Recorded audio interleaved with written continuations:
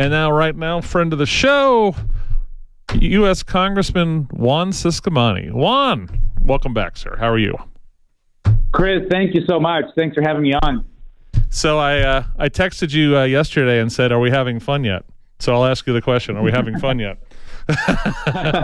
Well, people's versions of fun are different, and depending on what day you ask. But listen, I signed up for this, and I'm so happy that we're here. I'm so grateful to everyone in our community, those that supported me, of course, that helped me get to this point, but also those that didn't. I said across the through the entire campaign that we were going to work with everyone, and that's what we're here to do. So I'm grateful. We spent the weekend here with the family right before New Year's, taking the kids around the monuments and just soaking it all in. This is where Laura and I met in D.C. We were both fellows here in our early 20s, and we met here, and we never thought we would be back. But here we are, back as a family now. Last time we were here, we didn't have kids. Now we have 6. So getting around D.C. is a different experience when you're single and you can jump on any train, any taxi back then.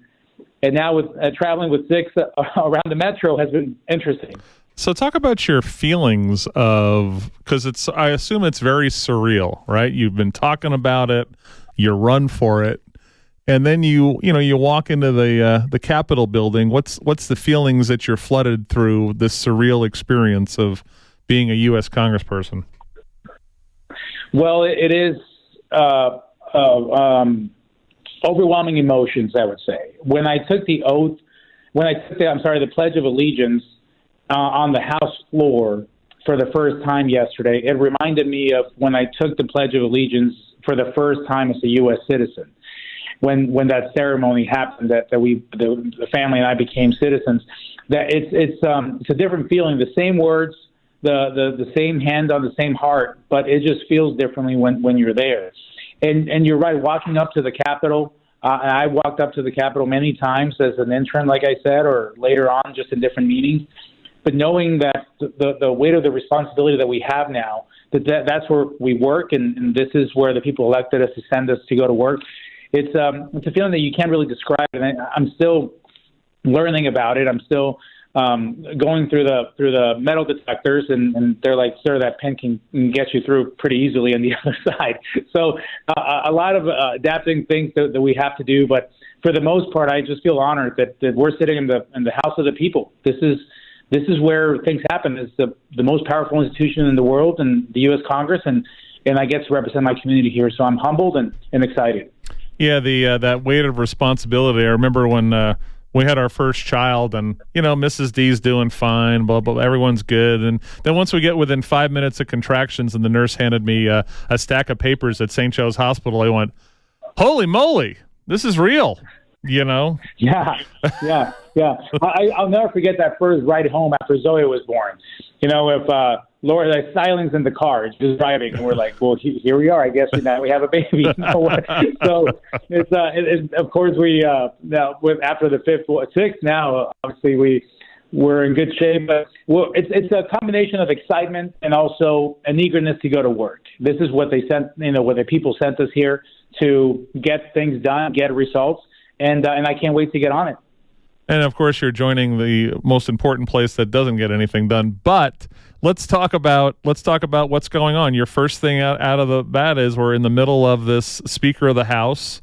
Where you've done 3 of these things. You voted for Kevin, and of course we have Andy Biggs on the other side of that vote coming up at the bottom of the hour. But talk about your support for Kevin McCarthy and why this is something that it's important for you to do. Sure. Yeah. So I the way that things turned out yesterday wasn't completely surprising. We knew that that was a possibility. I think it was known all along that the number of Republicans that were not going to be in favor of McCarthy was not fully known in terms of there was a range of people that could have been there. But now we know the number. It's between 19 and 20 on the last round of the vote. I've been voting for Kevin McCarthy since the first vote, and I'll continue to do that. I believe that he's got a real strong vision to get us in the right place. This is who the caucus overwhelmingly supports as well. And we have all the tools here that we need to do what we were sent up here to do. first order of business will be to repeal the funding for the 87,000 IRS agents and put that money where it should be, which is on border security.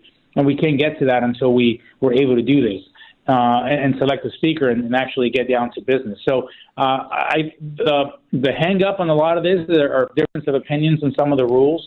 And I think that, we over 20 concessions on the rules has gotten us to this point.